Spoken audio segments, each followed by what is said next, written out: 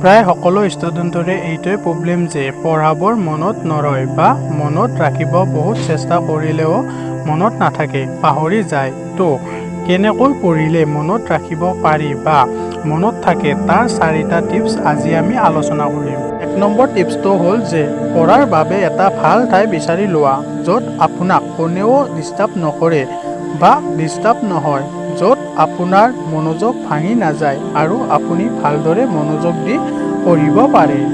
2 number টিপছটো হ'ল যে revise কৰা। আপুনি কি পঢ়িলা বা কি পঢ়িছা সেইটো ৰিভাইজ কৰা। ৰিভাইজ কৰাৰ ফলত সেই টপিকটো আপোনাৰ মনত আছেনে নাই গম পাবা আৰু ৰিভাইজ কৰি থকাৰ ফলত পঢ়াখিনি আপোনাৰ মনত থাকিব আৰু পোনে পাহৰি নাযাবা। 3 নম্বৰ টিপছটো হ'ল যে পঢ়াৰ সময়ত মোবাইল ব্যৱহাৰ নকৰা আৰু মোবাইলটো অফ কৰি দূৰত থোৱা।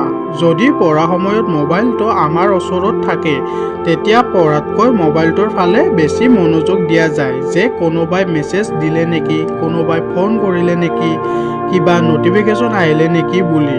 তেতিয়া আমাৰ পঢ়াৰ পৰা মনোযোগটো ভাঙি যায়।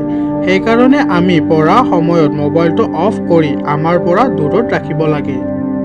আৰু 4 নম্বৰ টিপছটো হ'ল যে যদি আপুনি কিবা এটা টপিক পঢ়ি মনত ৰাখিব পৰা নাই বা মনত নৰয়, তেতিয়া সেই টপিকটো আপুনি নোচোৱাকৈ বাৰে বাৰে লিখিবলৈ চেষ্টা কৰা। যেতিয়া আমি কোনো এটা টপিক লিখি মুখস্থ কৰোঁ তেতিয়া সেই টপিকটো সোনকালে মুখস্থ হয় আৰু আমাৰ সেই টপিকটো পোনে পাহৰা নাযায়। যদি ভিডিঅ'টো চাই ভাল লাগিল তেতিয়াহ'লে ভিডিঅ'টো লাইক কৰিব আৰু এনেকুৱা ভিডিঅ' চোৱাৰ বাবে আমাৰ চেনেলটো ছাবস্ক্ৰাইব কৰিবা।